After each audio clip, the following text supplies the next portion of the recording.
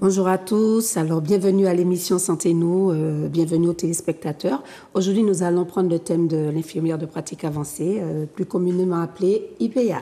Donc, nous avons Madame Sébastien Agnès autour de la table, qui est infirmière IPA, et Madame Chénel Aline, qui est stagiaire IPA, qu'on puisse bien centrer les choses et ne pas déformer. Donc, je vais vous laisser vous présenter, mesdames.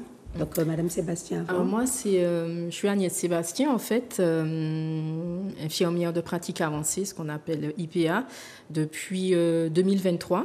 Donc, pour vous expliquer un petit peu en gros, c'est l'infirmière qui a déjà un certain nombre d'années d'expérience, en fait. Et on est infirmière à la base, hein, et on reprend des années d'études, 2 années d'études, dans un parcours en faculté de médecine ou en faculté de santé.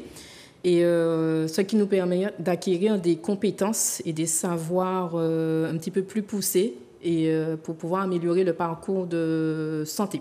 D'accord. Donc, voilà. J'ai compris qu'il y avait des spécialités. Quelle est la vôtre? Alors moi, il y en a 4 ou 5 maintenant. Donc moi, je suis en spécialité PCS. Donc c'est ce qu'on appelle polypathologie chronique stabilisée. Parce qu'en sachant qu'à la base, j'étais infirmière libérale, donc il faut avoir un certain bagage dans plusieurs disciplines. Hein, donc polypathologie chronique stabilisée, ça reprend un petit peu tout ce qui est diabète, neurologie, Parkinson, les démences, l'hypertension, donc tout ce qui est cardiaque. Un beau panel. Un beau panel, donc voilà. Et je pense que quand même qu'il faut, dans le métier d'infirmière, il faut quand même avoir accès à toutes ces compétences pour pouvoir justement prendre en charge dans sa globalité les patients. Hein. Donc, et puis essayer de développer un petit peu la partie soins de ville pour compléter un peu la prise en charge hospitalière. Donc, en fait, nous sommes là, c'est pour, en tant qu'infirmière de pratique avancée, pour collaborer, compléter un petit peu l'action médicale faite par les médecins généralistes ou spécialistes, hein, cardiologues, neurologues, voilà. Et il existe d'autres mentions, donc les mentions néphrologie, donc ciblées, axées uniquement sur la néphrologie, et psychiatrie, la mention urgence qui est toute fraîche là, et puis si tu peux m'aider Aline, ouais, oncologie. D'accord. Voilà. Vous allez vous présenter, Madame Chénel. Oui, bonjour. Alors moi, c'est Aline Chénel.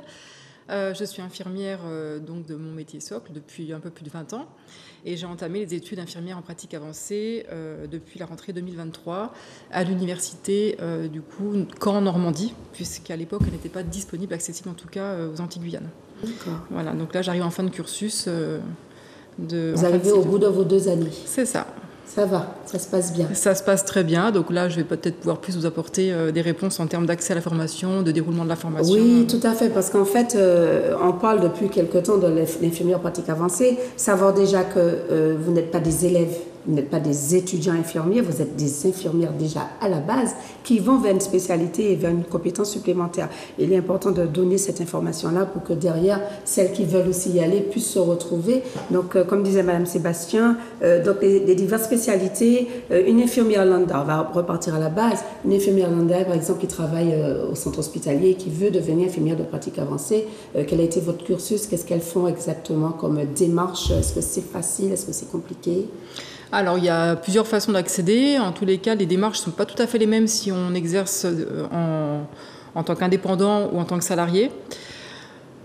En soi, c'est pas très compliqué. Il suffit d'aller, en tout cas pour les Antilles-Guyane, se renseigner sur le site de l'UFR Santé. Là, on va trouver toutes les coordonnées pour pouvoir accéder à la formation.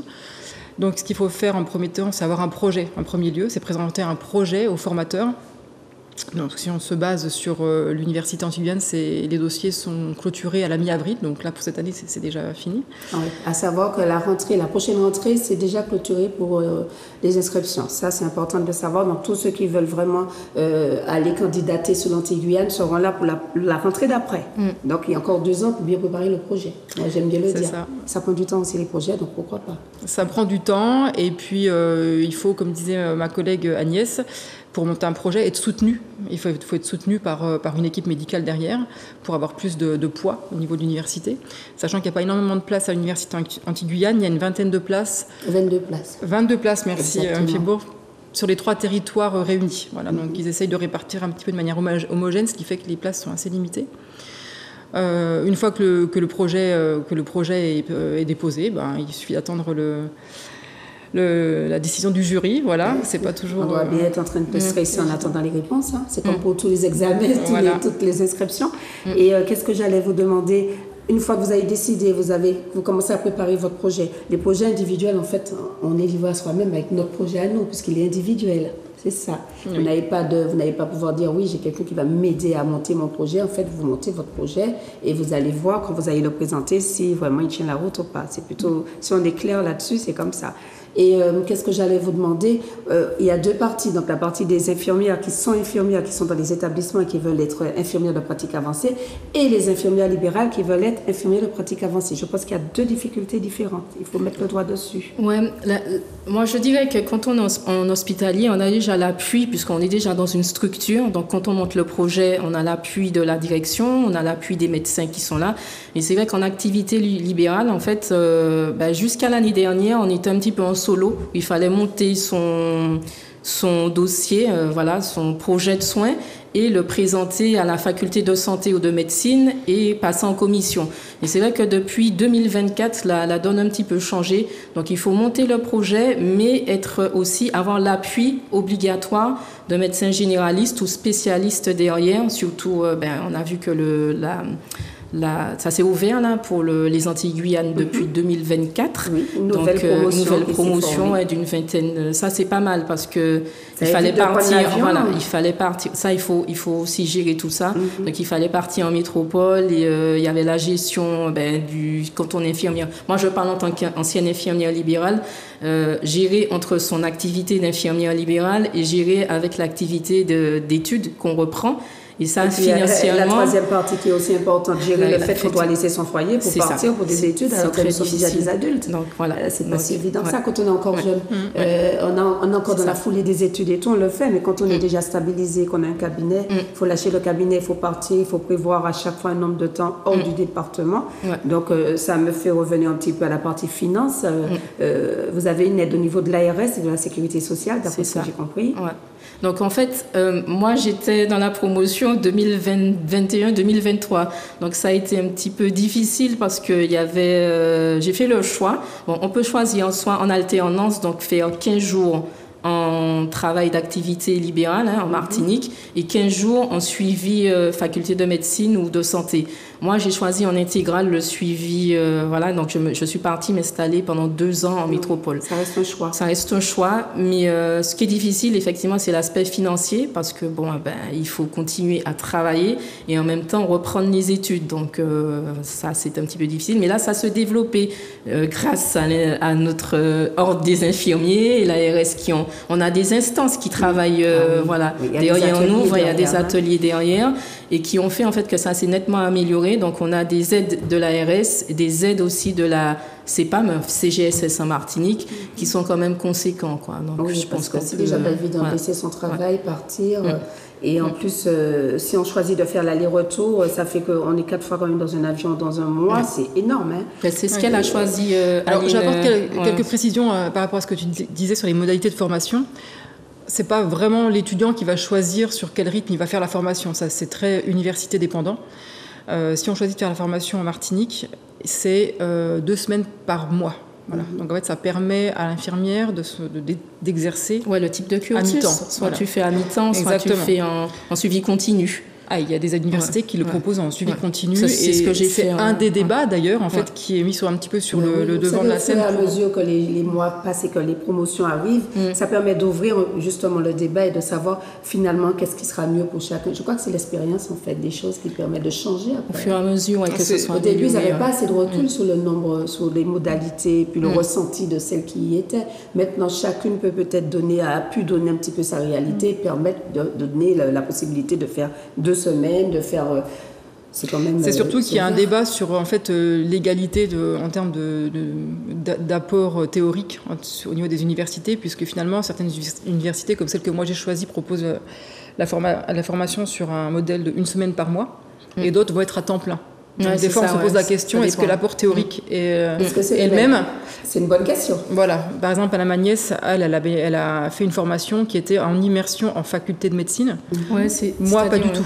Moi, je suis vraiment en UFR santé. C'est vraiment une formation IPA. On a des intervenants médecins, évidemment, ça c'est obligatoire, mais on n'est pas en faculté de médecine. Donc, et ça, il y a le choix, je pense qu'il est peut-être intuitif, parce que bon, après, c'est ce qu'on fait en faculté de médecine, où les cours ne sont pas forcément... C'est alterné entre médecins et paramédicaux, mais c'est vrai que moi, j'étais... Voilà, c'est l'équipe pédagogique. Moi, l'enseignement a été fait à pratiquement 90% par des médecins, généralistes ou spécialistes. Et c'est vrai que, voilà, quoi, donc ça change. Par exemple, moi, je suis un médecin. Je suis un médecin généraliste. Pour quelle raison, moi, je choisirais d'avoir une IPA? Essayer je vais jouer le jeu de rôle. Hein. Je suis un médecin. Actuellement, vous avez bien compris qu'en Martinique, je dirais que ce n'est pas uniquement en Martinique, nous avons quand même, quand vous passez, vous voyez bien que depuis 5h30 du matin, 6h, c'est déjà rempli au niveau de la queue devant chaque cabinet et qu'à peine la porte ouverte, il faut courir mettre son nom et prendre un ticket. Donc, les médecins aussi, ce sont des êtres humains aussi avec un foyer, une vie. Moi, je suis médecin généraliste. Pourquoi est-ce que je choisirais de prendre une IPA? Déjà, moi, je me dis que ça permettrait d'améliorer le parcours de santé et d'avoir du temps un petit peu plus dédié. Bon, les consultations, bon, j'essaie d'être un petit peu pratique, hein, où un médecin il vous accorde 15-20 minutes. Donc, en 15-20 minutes, quand on souffre de polypathologie chronique, on n'a pas forcément le temps d'aborder un petit peu tous les problèmes qui sont présentés par le patient. Et nous, on intermédiaire où justement, on essaye d'améliorer justement et de dédier, d'avoir des consultations beaucoup plus longues. Donc, en moyenne, elles durent 3/4 d'heure à 1 heure. Hein. Donc, on a le temps d'aborder tous les sujets de prévention. C'est le médecin qui vous donne la liste des patients à voir avec les critères, enfin, les raisons pour lesquelles il les dirige vers vous. Alors, il n'y a pas longtemps, en fait, on avait l'accès jusqu'à l'année, c'était quand, 2024 ou 2025. Depuis le janvier 2025, en fait, le 21 janvier, on a l'accès direct. C'est-à-dire que le patient, il peut voir directement sans passer par le médecin. C'est vrai que jusqu'à l'année dernière, il y avait un accès dédié où le médecin généraliste ou spécialiste devait orienter le patient vers nous, IPA, mais depuis le 21 janvier 2025, le patient peut directement faire appel à nous pour son suivi. Alors moi, en tant que médecin toujours, ça me dérangerait quand même au niveau de mes patients de voir qu'ils ne viennent pas vers moi. Là, je vous ai dit que je fais un jeu de rôle, je suis le médecin. Pourquoi ils ne viendraient pas vers moi pour que je puisse les diriger vers vous? Et comment ça se fait que l'accès direct, bon, il y a quand même une raison qu'on ait favorisé l'accès direct, parce que là, ça pose des questions. Est-ce que quand ils viennent vous voir en accès direct, vous avez comme une obligation de faire un retour au médecin? Oui, tout à fait. C'est-à-dire qu'on n'agit pas non plus en solo. Voilà. Donc, le patient il se dirige vers nous. Bon, on peut prendre... Moi, je travaille en maison de santé. Donc, d'office, en fait, ce sont des patients qui sont suivis de manière régulière. Donc, le patient, il peut faire le choix de venir accéder directement à nous en disant, j'ai vu le médecin jeudi, mais j'aimerais investiguer un petit peu plus, avoir un petit peu plus de connaissances en matière de diabétologie, comment faire, comment améliorer mon hygiène de vie. Donc, ils peuvent prendre directement rendez-vous avec nous, mais nous, on est pas censé, on a un compte rendu, rapport quand même à faire à un médecin pour pouvoir justement voir comment améliorer la situation. Qu'est-ce qu'on a fait et qu'est-ce que lui, on est là en complémentarité. Qu'est-ce qu'il pourrait aborder comme thème ou pas comme thème, mais quand il vient le voir en consultation de 15-20 minutes. Quoi.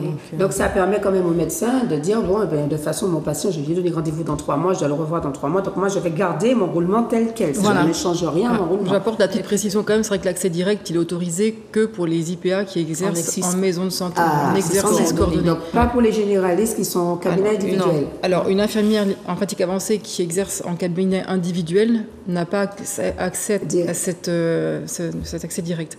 Par ailleurs, il faut savoir aussi, pour rassurer le corps médical, que même si l'IPA a un accès direct, l'IPA, elle a un champ de compétences quand même qui est bien cadré. En aucun cas, elle ne va poser de diagnostic. Ça, c'est un fait. Le diagnostic médical reste le diagnostic médical. On est bien d'accord. Une IPA, une infirmière, c'est pas un médecin. Mais on est là aussi pour faire tomber les mythes. Hein. Donc, une infirmière en pratique avancée ne pose pas de diagnostic médical, n'instaure pas de traitement, de nouveaux traitements. Depuis 2 jours, il y a le nouveau décret qui est tombé de la primo-prescription, mais qui est très, très cadré. Donc, il y a certains traitements qui peuvent être induits, mais c'est vraiment dans un champ très limité. Dans des cas spécifiques. Et puis, comme disait Agnès, le compte-rendu est obligatoire par un moyen de communication consultation qui est préalablement établie avec le médecin. D'accord. Voilà. Et en aucun cas, l'infirmière ne va s'engager, l'IPA ne va s'engager à aller chercher à prodiguer des soins chez un patient qui est déstabilisé, qui est décompensé ou qui ne rentre pas dans son champ de compétences quel qu'il soit. D'accord. Donc la partie vous me rassurez. Donc c'est en MSP qu'on a encore l'accès direct. En médecin individuel, on est toujours avec le généraliste qui dédie.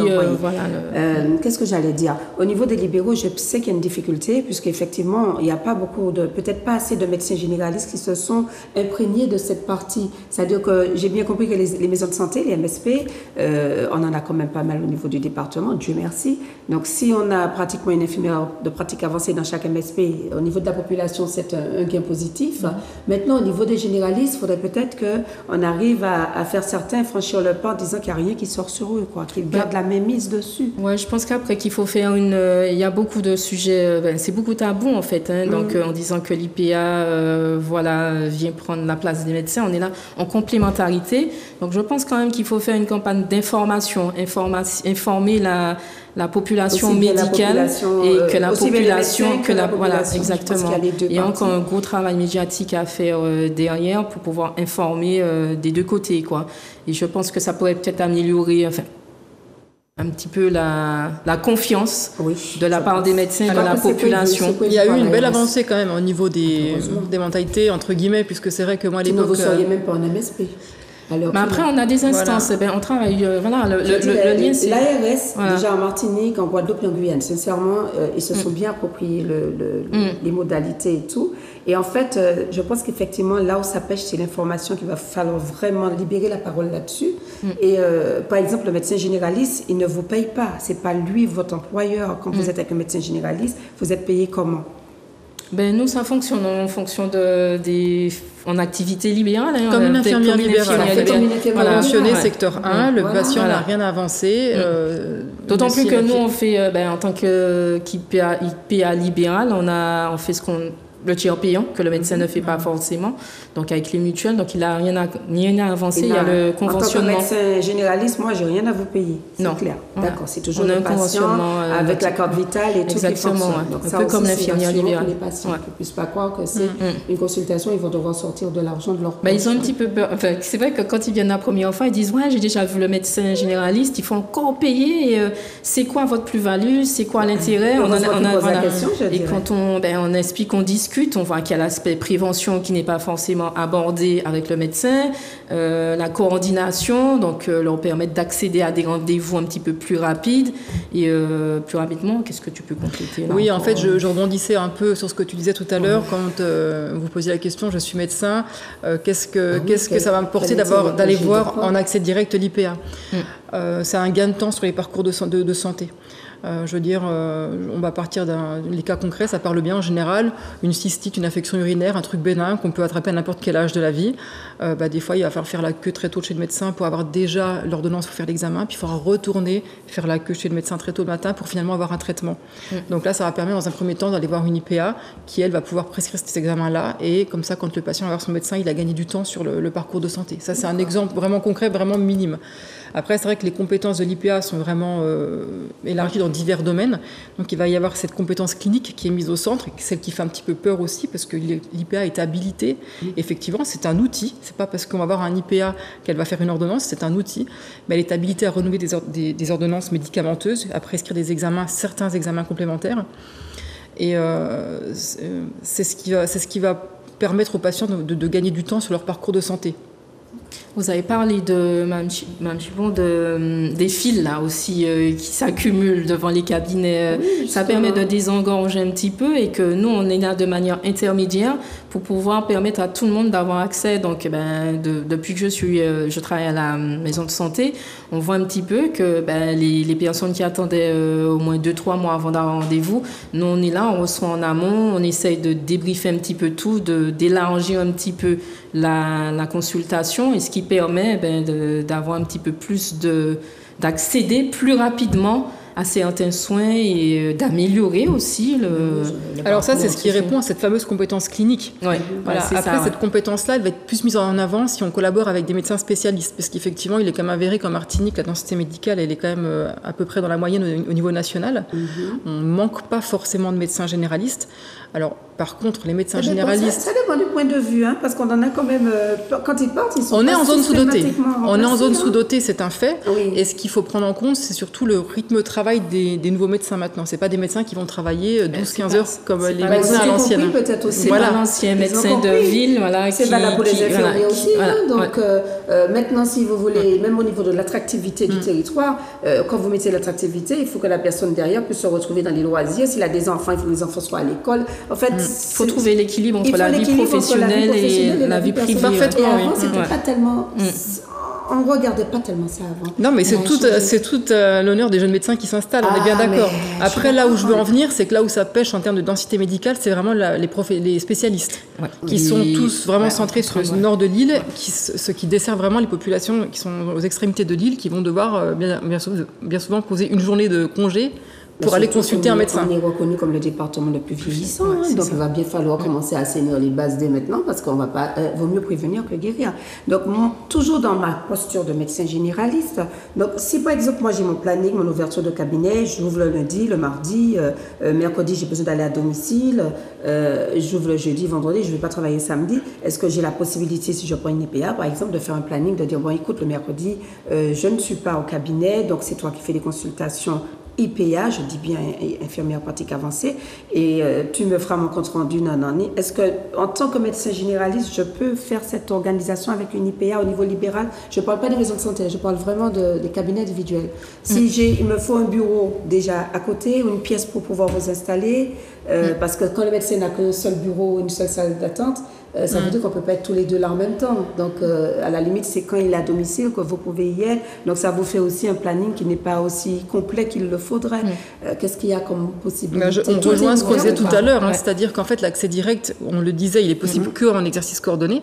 Si maintenant l'IPA est en cabinet individuel à côté du médecin, elle n'est pas en exercice coordonné. Donc, elle n'a pas cet accès direct. Si le médecin lui ouvre l'accès pour lui dire reçois les patients en premier, pourquoi pas? Après, c'est à l'IPA, elle, de bien cadrer son champ de compétences et de savoir, le patient, quand elle le reçoit, si elle peut ou pas faire une action.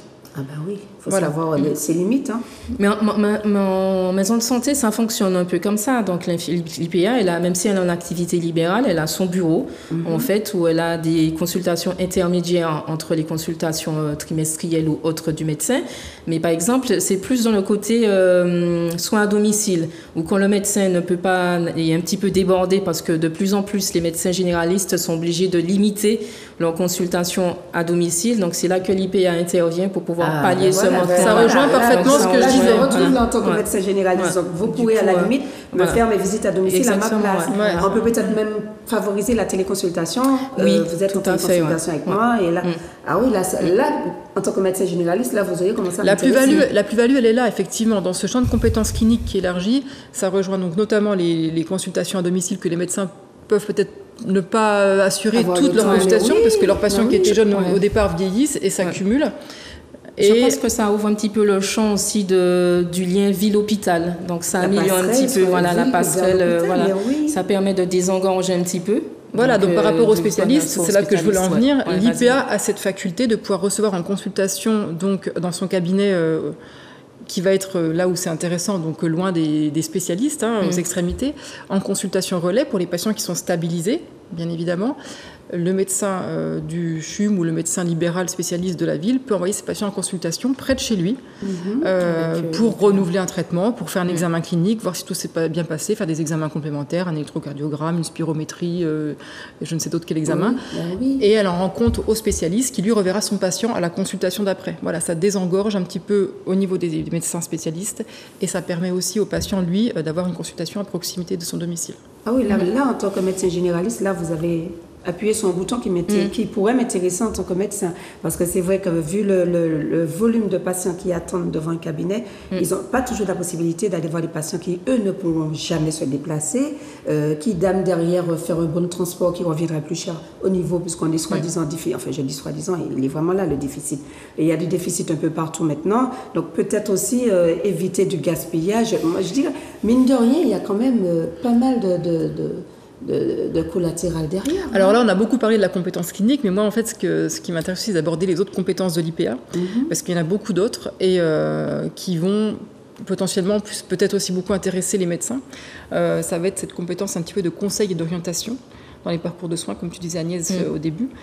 Je pense notamment à tout ce qui va être dépistage de vulnérabilité, des fragilités. De la personne âgée, puisqu'on ça va être suivi des patients en surpoids, suivi des patients pour les sevrages alcooliques, tabagiques, ça va être suivi des patients dénutris, suivi aussi du déclin cognitif chez la personne âgée. Il y a vraiment beaucoup de thèmes en fait, que les médecins peut-être n'ont pas forcément le temps d'aborder lors d'une consultation. C'est tout à fait. Et qui vont pouvoir, eux, ils sont médecins, ils connaissent leurs patients, ils vont dépister, ils vont voir, tiens, mon patient, il a beaucoup maigri ces derniers temps, hop, va voir l'IPA. Peut-être pas forcément aborder, mais approfondir un petit peu plus, quoi. Donc, du coup, ils abordent un petit peu tout. Voilà, on n'a pas le temps. C'est une question de temps aussi. On a beaucoup de monde à voir, il y a une horloge qui tourne derrière, et quelquefois même pas le temps de dire qu'on va couper pour aller manger.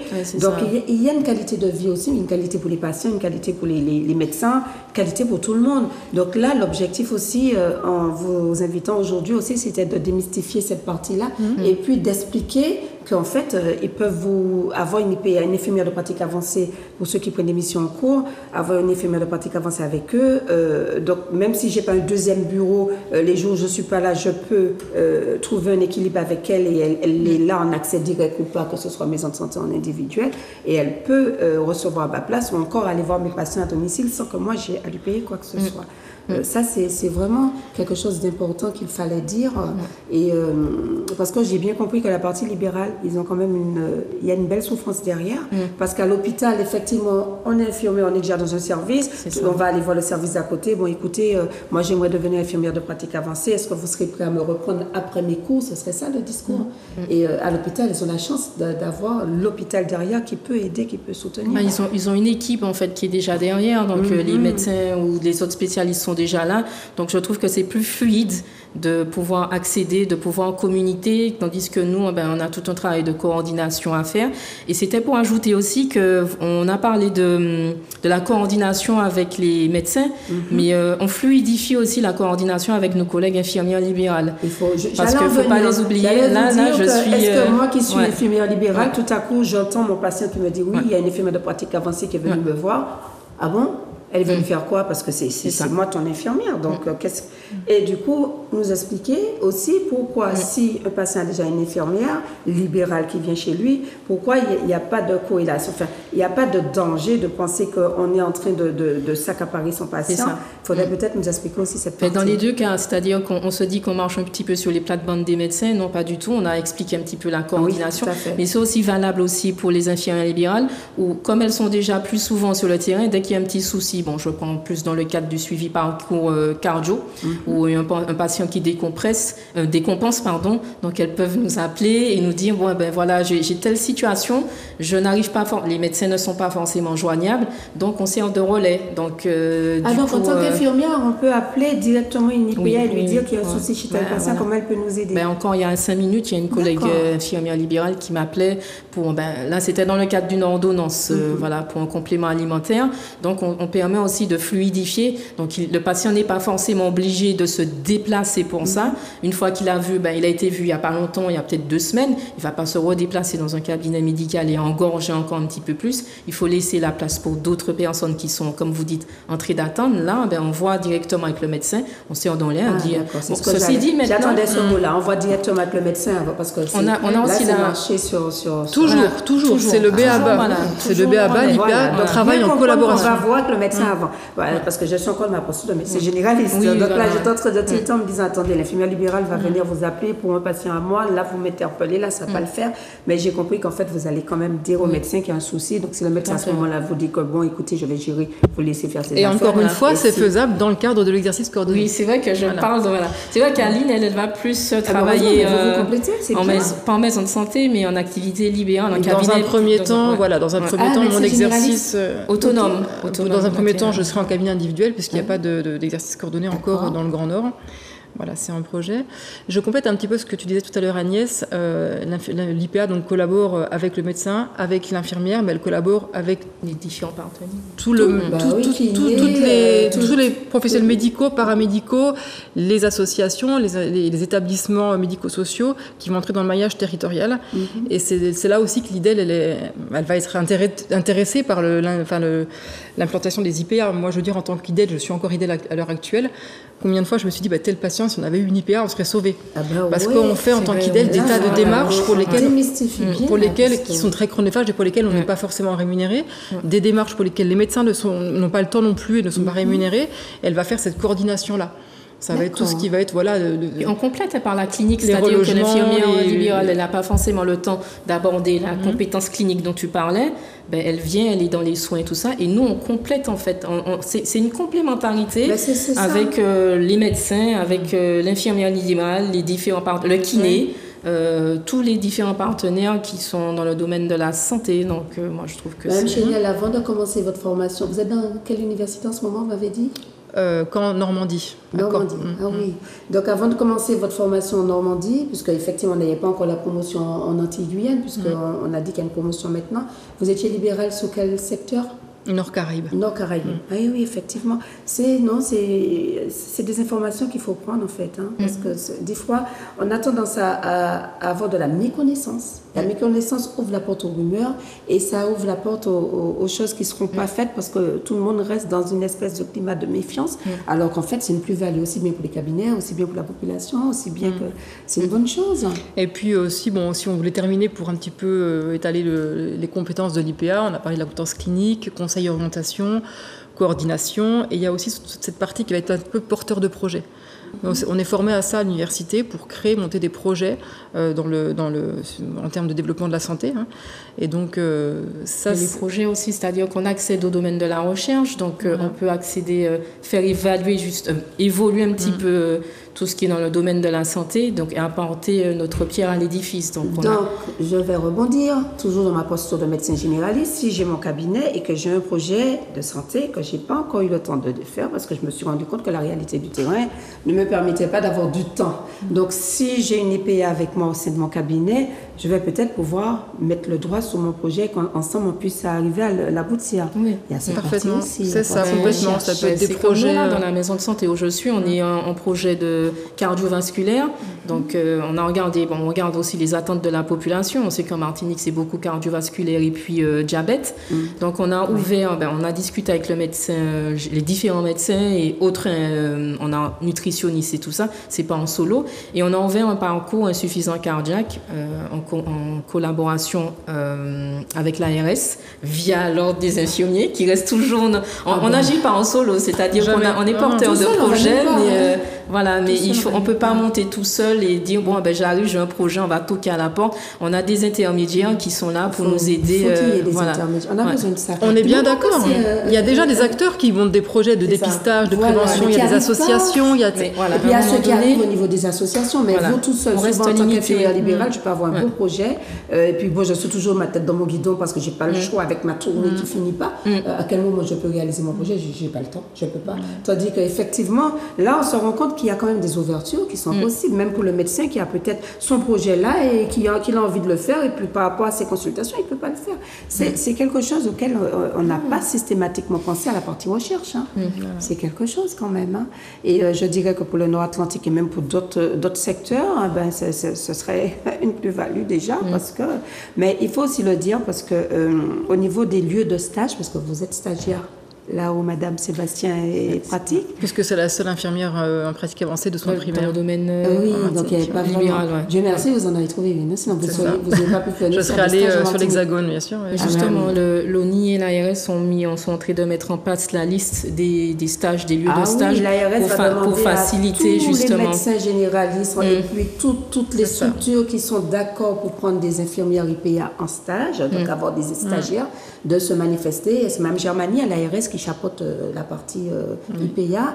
Et c'est vrai que je dirais que l'information, il faut commencer vraiment à la donner. On a l'ARS qui est là, qui est un acteur très positif sur ces choses-là. Donc, il faut l'aller vers, il faut aller vers.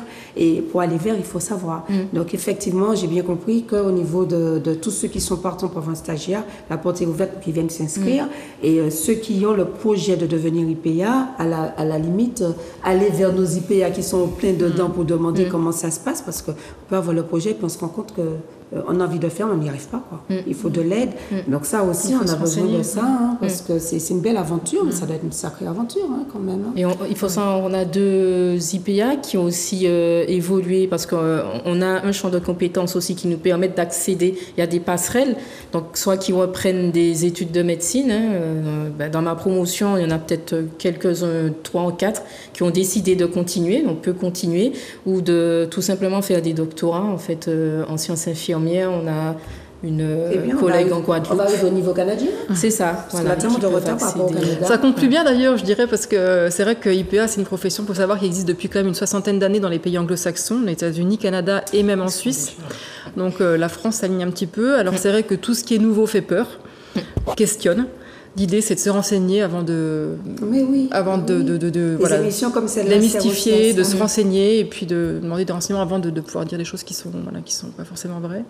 Et il faut savoir aussi que les premières promotions datent de 2019, donc tout est en construction, donc il faudra du temps pour changer les mentalités, pour faire avancer, donc ce sera pas... En même temps, moi je dirais, on est sur un petit département, nous sommes sur un petit département, avec une population vieillissante, avec des jeunes médecins aussi là qui commencent et qui ont peut-être besoin aussi d'avoir un équilibre aussi bien sur la partie professionnelle et personnelle.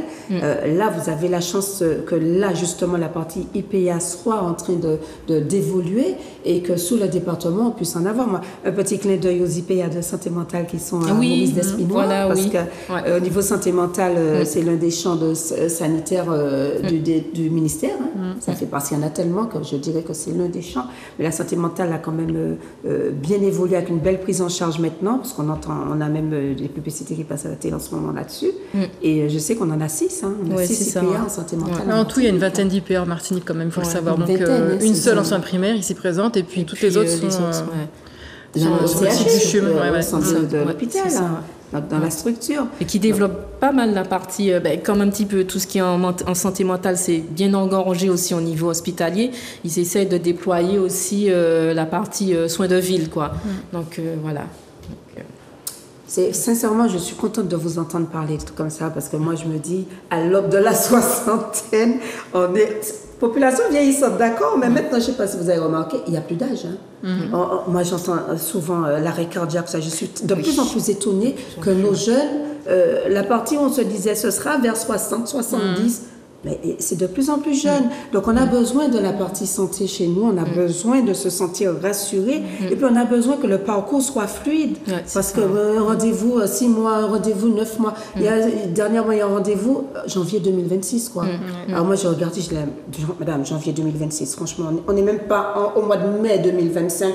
Moi, j'hallucine quand j'entends un rendez-vous de janvier 2026. Alors je me dis, quelque part, maintenant, on a l'opportunité pour certains médecins, pour certaines structures, d'avoir une infirmière de pratique avancée, parce qu'il y en a une vingtaine. Bon, il y en a au CHU, il y en a maintenant en maison de santé. Mais toutes les maisons de santé qui sont intéressées, rapprochez-vous de l'ARS. Commencez à dire que vous êtes intéressés aussi bien pour avoir des stagiaires que pour... Parce que il y a une relève qui arrive derrière au niveau des infirmiers et qui ont besoin de savoir, bon, moi je veux bien y aller, mais qui c'est qui va me prendre en stage?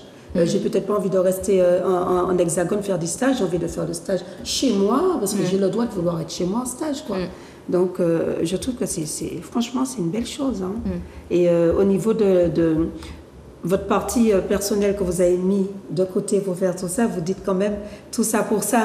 C'est vrai que ça a été moi, je l'ai fait en personnel, professionnel et financier. Et c'est un gros investissement, C'est un sacrifice, en fait. Les enfants, parce que 2 ans partir, il faut que les enfants suivent, que le mari... C'est le sacrifice des enfants et c'est le sacrifice du mari, et des collègues. Mais c'est une sacrée belle plus-value quand même, au final, on se dit que... Il faut vouloir, quoi.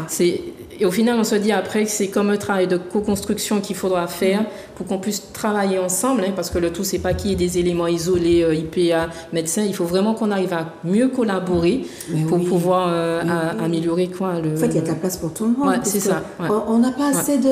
On a des délais qui sont de plus en plus longs.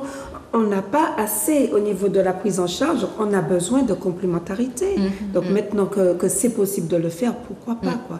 L'objectif en fait pour vous faire venir, c'était aussi d'ouvrir cette partie qui est information. Est-ce que moi, si je veux, comment ça se passe? Est-ce que je suis obligée d'avoir un bureau? Est-ce que je peux lui laisser la place quand moi je suis pas là? L'accès direct, les maisons de santé, la partie individuelle, il n'y a pas d'accès direct. En fait, c'est important. Je pense aussi, comme vous dites, c'est qu'il faut essayer de travailler sur l'aspect confiance.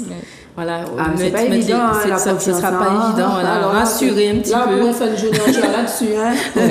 Rassurer, et puis voilà, quoi, une fois que toute population comme spécialiste, médecins, tout ça, soient un petit peu plus rassurés, mieux informés, comprennent mieux les choses, que l'information soit plus fluide. Si je donne la posture de médecin, je me dirais, mais ça me laisse plus de temps pour m'occuper vraiment d'avoir une vraie consultation médicale, quoi. Parce que quelquefois, le patient, avant d'arriver au problème médical, a le temps de tourner, d'entendre autre chose, que vous dites, bon, écoute, on va faire une ordonnance pour l'infirmière libérale, on va faire... Mais mettre le doigt sur la vraie consultation médicale, ils en ont besoin, puisque moi, sincèrement, des fois, quand vous arrivez à 10h, c'est trop tard, pour dire qu'à 10h on va voir un médecin, alors que quelquefois on n'a pas le choix d'y aller à 10h.